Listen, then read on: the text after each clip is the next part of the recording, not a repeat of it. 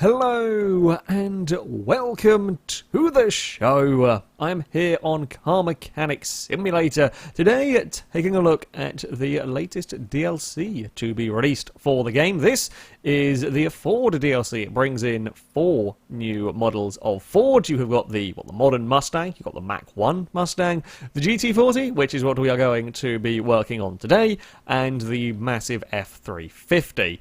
Now, of course, I'm kind of most excited about the GT40. I have actually built a GT40 in this game previously with mods. This is now, though, an actual full-on official car. Suspension-wise, it is all stuff that we have seen before. Double wishbone suspension all around. Not that uncommon a suspension layout for cars. However, there are a bunch of new parts. First of all, we have got these side fuel tanks. They are... yeah, it's about the only car that doesn't have the... I think it is the only car that doesn't have the normal kind of default fuel tank, if you like. There is a fuel pump in this, of course. I have got the upgraded one. We're going to try and make a faster GT4. I mean, the normal one is pretty fast. In fact, if we go on car stats, so the engine in this one, it is a quite different engine to a lot of the stuff that kind of comes around. V8 overhead valve Windsor race engine, 335 horsepower. From a standard, we're going to be putting out a lot more than that by the time we are finished. I'll get my English words eventually out there. 450 torque.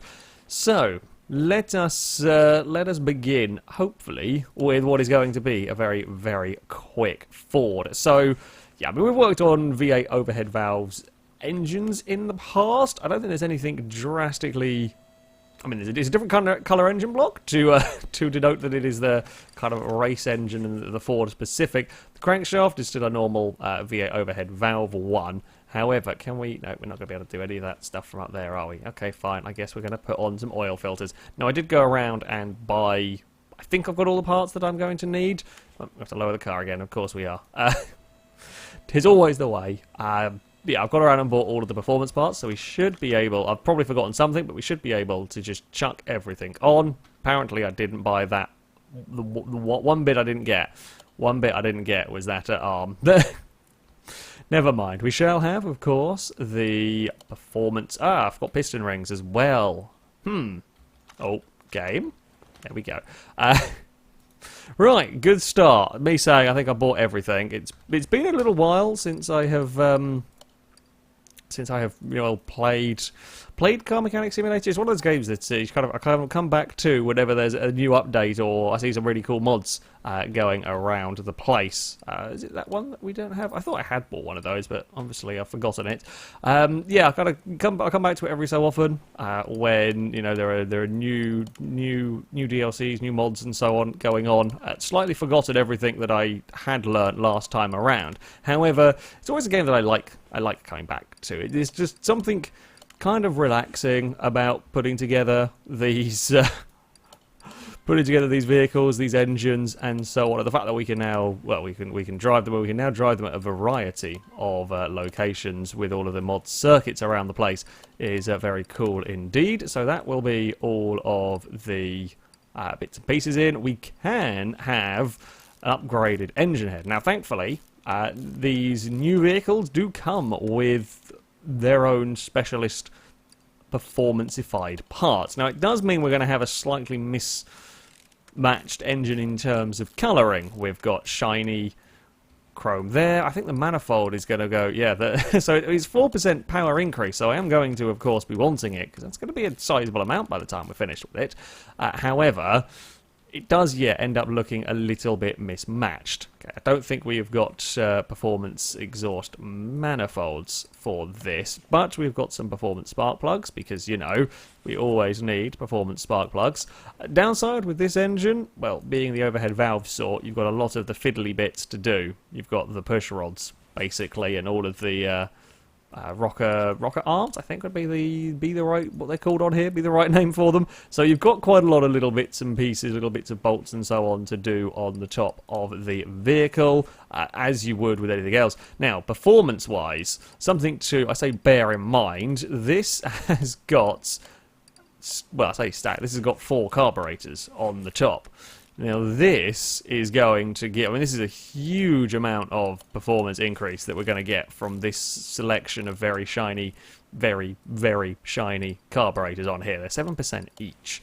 So we're going to have some big performance gains going on from all of these, which is nice. And then we've got like little air trumpets to go on the top. Now there isn't performance versions of these, it's just nice and shiny. It's a very satisfying engine bay. Admittedly, it does look a little bit like Christmas in here. I mean, to be fair, if I was restoring a GT40, it would be a little bit like Christmas all the time.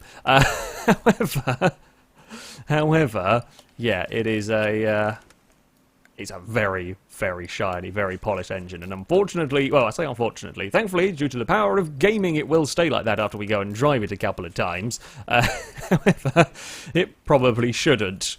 Probably that is a beautifully shiny engine. That is a beautifully shiny engine indeed. And we're going to get a shiny distributor. And I don't think you get a... Oh, we do get a performance cap. I forgot we do. And there we go. And then we got some wires. I'll have to get some new ones of those. We should have a nice shiny power steering wheel. You can see I am putting off doing the push rods and everything. We will do those as far down the order as we possibly can. Ignition coil. We have a performance one of those. That's another 4% on that. Oh, we haven't got a cam gear. Okay, I guess we're going to have to buy cam gear. We have got an alternator. Oh, actually, I must have bought the wrong one. Uses an i6B alternator. That's interesting. Oh no, wait, we want to go. We'll get a cam gear while we are here. I think it was that one, or it might be that one. I'm going to buy both, and whichever one's wrong, we will sell at some point. It's fine, we can do that. And we want to go to the good old tuning shop. We want an alternator. No, okay, so we can't. Unfortunately, there isn't a performance version of the i6B alternator on here, sadly.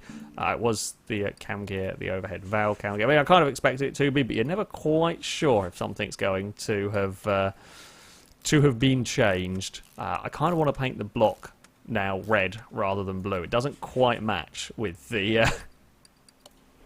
with the rest of with the kind of the red bits that are hanging around the place. Doesn't quite go, unfortunately. Thankfully, a lot of it's going to be well hidden underneath everything. So, you know, that's something. Don't have a crankshaft pulley. One day I will, like, remember to have got everything. And then you will all be amazed that I've remembered to get everything. I'd imagine it'd be that one, probably. Overhead valve. Makes sense that it would be sticking with the overhead valve on. Yeah, I will at some point get every part first time, and I won't have to go back to the shop because I've forgotten something like a numpty. And there we go. The belts are on. Perfect. We needed wires. They were just generic wires for V8. You can see all the different sorts of wires we can get. Those wires there are from the big pickup, the F350. I did have a quick look around some of the other cars in the showroom just to have a look, see what they've got. They've all got their own different engines and so on. Then they're all V8s, of course, but slightly different engines, etc. So yeah, I mean, in terms of new parts, there is quite a lot. There's quite a lot going on here in terms of new parts, which is nice to see. Again, it's mostly engine from what I can see, what I have a look around. Oh yeah, there's also a shiny rear muffler. No, I didn't get. I forgot I haven't got the repair everything mod anymore. Right, so we're gonna need a bunch of push rods, which I believe was just this. So let's go and get a crap ton of those, and then we will probably... It's no good. We've got a lovely, lovely shiny car. We can't go and have a crappy push rod bit. When everything else is as nice and shiny as this, then we've got to have a... I mean, okay, they're internal bits. We've also got to remember to do up the bottom end. You know, I can see people are already expecting me to have forgotten something.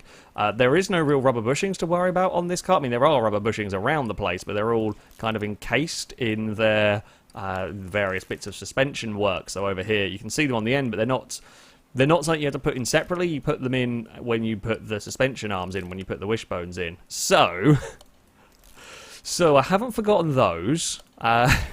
We are slowly sticking the rocker arms on the car, we haven't. Well, we can't really do this sort of engine up without having had the rocker arms on. We will have the head cover. Yeah, I could probably potentially respray the head cover. I've never actually tried it to make it slightly less jarring with all of the red stuff. Because it'd be kind of nice to be able to have like a shiny chrome. Maybe shiny chrome and a little bit of red, just to match the rest of the very, very pretty engine we've got going on. Still looks quite a lot like Christmas in the centre of the engine, but there we go. I don't think, as far as I'm aware, any of the other V8 cars that we have in this game have this sort of configuration on the top. I mean, I've built plenty of. You will work. I guess it kind of depends on what you want to do. Me personally, has tended to spend a fair amount of time with building these V8s, building these overhead valve V8s. You know, you go to the junkyard, you find a car you want to restore. It tends to have one of these in it. So, oh, I've done goofed. We put a bad. Don't want to put the bad rocker arm on there, do we? Now that would not work. And there we go. That is our engine.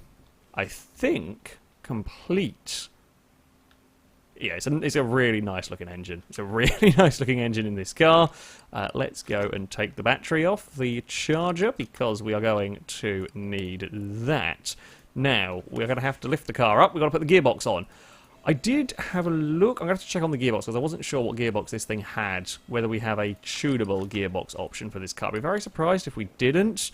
Also, the crankshaft doesn't quite slot into line with all of this. You should see it ever so slightly poking through. But once you've got these bits and pieces on, oh, we need another clutch bearing, don't we?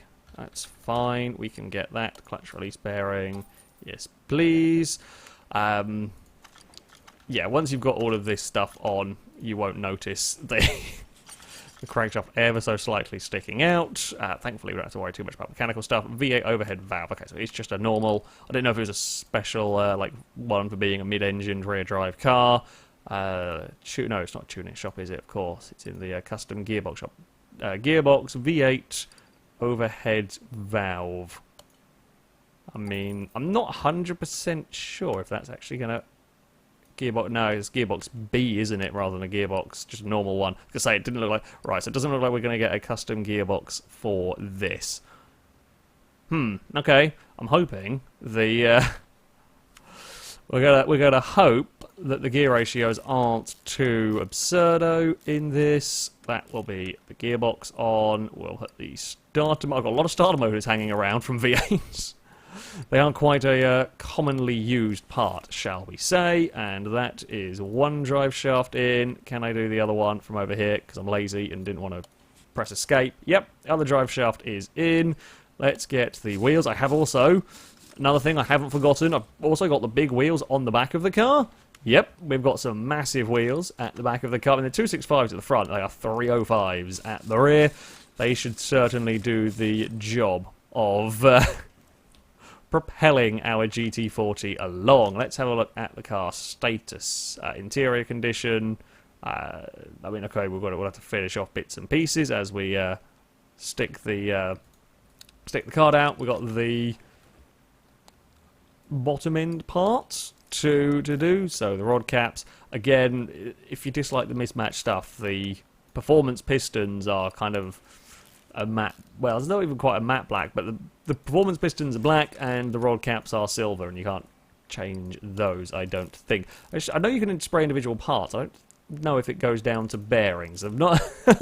I don't think you can, but I might be standard corrected. Standard? Yeah, that's definitely English in all of that. That was 110% English.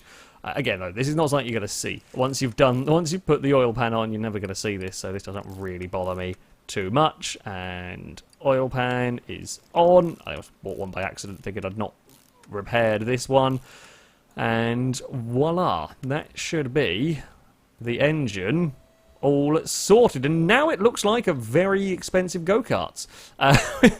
With all the bodywork removed. I mean, this gets stripped down quite a long way. I think of all of the official cars I've built, this is probably one of those that gets stripped down the furthest. Some of the mods can take it right down to the chassis, but yeah, this gets really seriously stripped down. So we've got a rear clamshell. It's you know, when the bits are coming in this sort of larger sections, you can kind of end up having the thing stripped down a little bit more. Ah, it comes with finished license plates? Apparently it does. We've bought a finished GT40 from an auction in, I presume, America is where this game is set, if I remember correctly. Actually, let's just go and do the interior first. Interior assemble. We should have some GT40 seats for this, and we have got a nice GT40 steering wheel. Perfect. That will be the interior done, and then it is just the rest of the bodywork. So again, this is why it ends up with the very, very far stripped down nature of the car, is because we have got quite a lot of large sections, but that's how the race cars like this would have been made, so it's fair enough. I did buy extra doors just in case something didn't get repaired. We'll sell the extra parts on, it'll be fine. It's not like I'm needing for money at this particular moment in time. We're at 18.5 million. Oh, one of the doors isn't quite matched up. And we forgot the clips. Well done, anybody who had money on clips being the issue, you are the victor for that game. There's always going to be something. I've probably got clip Bs or clip As. I've probably got some. I tend to buy extras just because the chances are I'm going to need them at some point. Blast. I was doing so well. I was doing so well in everything, and we've been bested by some clips. We did have enough clips as well. Damn. Damn you, Ford. I guess we might as well go... there we go, unmount. I remember how to do things. We might as well fill the vehicle up with oil, because that's another thing. Another common... Alex Dudder Stupid forgotten about the oil level in his cars. Only on Car Mechanic Simulator, having owned a rotary, you make sure you check that very, very regularly. No, not that. Normal mode and assembly. Put that back on. Oh, it's going to take all the bloody lights out and everything, isn't it? Left light and right light and trunk window. Now, I'm not going to put on a broken license plate. That would be silly. However, it was a finish plate that came off the car, so we shall put a finish plate back on. And there we go. That is our car, I believe. Oh, we've got to do the vacuuming, of course. Can we just go and vacuum the immaculately restored GT40? Now, I paid about 40-something thousand from this from the auction house. It was in, about, I think it's 3-star condition. It's now worth 116,000. It's not going to be as big a money... Oh, and also we haven't done that. After that, it's probably going to be worth, 120,000, let's say. It's not going to be as worth, of course, as much as some of the mod cars that I have been playing around with, like the Shelby Daytona, the DB5 and whatnot, that got me the 18 million that I currently have. That all being said, though, this is still a pretty good way. If you're playing with the vanilla game, if you like, this is still looking like a pretty good way of making decent amount of money, especially if you find one in the junkyard. If you find this in the junkyard and you're not spending 40 grand on it initially, you're probably going to do pretty well. Now, do we have like a proper Gulf livery, potentially? Or have we just got stripes on the car? Oh, it's just different colour stripes. Kind of quite like the green. You know what? Let's go with green and white stripes. I know it's not the normal colour you see a GT40 in, but I'm up for having a... we'll go for something different. We'll make it our own, if you like. That works for me. Yeah, it looks quite nice. I quite like it like that. And we will then move you... I don't actually technically need to move that back to the lifter, but I tend to prefer to. Right, and there we go. That is our GT40 looking fantastic.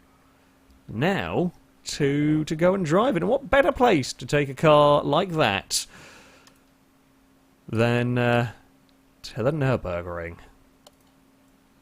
Well, we're visiting the Nurburgring plenty of times these days. It's going to be interesting to see how cars fare on this game, as opposed to, well, what I'm used to driving on Project Cars 2 around here. I also forgot to put this on the dyno to see how much how much power it was producing. I'm going to hazard a guess at probably an awful lot. Okay. The gearbox is going to ruin the fun a little bit here. It's a shame this doesn't have the an upgradable, tunable gearbox, because as it is, we're going to run out of gears at, well, 240 kilometers an hour. Oh, I'm not sure. Okay, we've already clonked our get off the curb. A very, very valuable, very rare race car has visited a barrier immediately. Yeah, so one of the issues the car mechanic simulator handling and trying to tackle the Nurburgring is high speeds and this handling do not go together.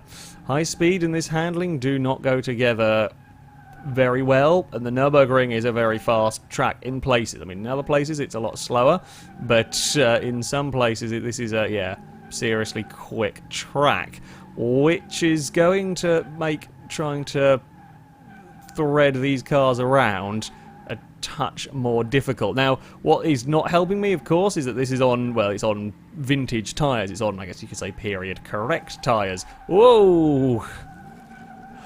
That's a big snap. Yeah, it is on correct sort of tyres rather than the super grippy slick tyres. Now, they are very good indeed. We've seen how good they can be on cars like the Zonda. The Zonda R that we have in this game. That made that go very, very quickly, and that drove very nicely for such a horrendously powerful car. Whereas this, you are clonking bits of it on the curb. You're fighting quite a lot with it. I have to say, for a rendition of the Nurburgring, this is pretty damn good. For a circuit, I've driven this circuit plenty of times in plenty of different games, and yeah, this is not a bad rendition whatsoever of the Nurburgring into here. Although we're going to have, it's not the track that's the issue. It's very much the car's handling is not great. Oh dear. And you put a wheel on the grass. So yeah, I mean, having this here is great. The GT40, not easy to drive. The Zonda R, probably great fun around here. The 205, the amazing 205 T16 that I've played around with, is one of the best handling cars I've ever come across in this game. That would probably be good fun. However, the GT40 is, I mean, let's face it, the GT40 would not be an easy car to drive quickly. However, the GT40's problem is not normally because it wanders across, like, the reasons it is difficult to drive is not because it wanders across the road randomly, and at times does just strange things. There we go. That's, yeah, I'm very impressed with the version of the Nurburgring, the kind of layout of the Nurburgring. Yeah, it feels very familiar to the circuit that I'm used to driving around in plenty of other games. The GT40, however, not particularly easy to drive at, at this particular circuit. Now we're going to go stick this on a dyno and see how much power it is producing. So it is time for you lot at home to play a little bit of a guessing game. Car starts off at 335 horsepower. Take a guess as to how much you reckon this is going to end up with the fully, I believe, fully performance-ified engine. I'm guessing at about 580 to 600. That's what I reckon. Looking at all of the various bits and pieces that went into that, I'm reckoning, yeah, about the 580. I don't think we're going to get over 100% performance increase. I'm pretty sure we're not, as you can get on some vehicles. However, there is still a fair amount of parts that could be upgraded on this. They've got the massive sort of selection, let's get rid of the clamshell. Got a massive selection of carburetors that is a lot more impressive than most engines can get. You've got bits and pieces elsewhere, although, yeah, not everywhere. I think, yeah, we're probably going to be looking at the, I'm going to go 550 to 600. I'm changing my guess a little bit. I don't think I'm allowed to do that. However, go on then, Ford. Let's run the dyno on this. Come on, please let my guesses be vaguely accurate. How is my car mechanic simulator knowledge doing these days? We have got 552. I was right to reduce it a little bit. Yeah, 552. I mean, that's a lot of power. Let's face it, that's a lot of power in an old race car such as this. 64% increase in the old in the old horsepower, and an incredibly shiny and pretty looking engine. Got the glare off the very shiny exhaust part as well. Yeah, I mean, I like the cars that are being added to this game. There's like just from Ford, interesting variety. You've got the classic race car here. You've got the classic Mustang, the Mach 1. You've got a modern massive pickup truck and the modern Mustang. They are an interesting selection of vehicles. If you think the DLC is worth it or not, depends on how much kind of fun you get out of this game. Okay, yeah, it is just 4 new cars. There are though new parts. Most of them, like seemingly, certainly from this, and I'd imagine the other engines as well, have got ways to be upgrading them as well, so you can be making decently fast cars. I would probably recommend some slicks on the GT40 if you're going to want it to be controllable. However, yeah, it's probably not going to be the easiest of vehicles to drive at the end of the day, is the GT40. Probably better on the technical circuits rather than going to the full Nurburgring, where the handling gets a little bit more, the handling physics overall gets a little bit more exposed as being a tad wonky. However, yeah, I'm liking these cars. I'm liking these cars. And again, it's giving me an excuse to come back and play this game some more, experiment, play around with some different cars. And you're very easy to lose a surprising amount of time.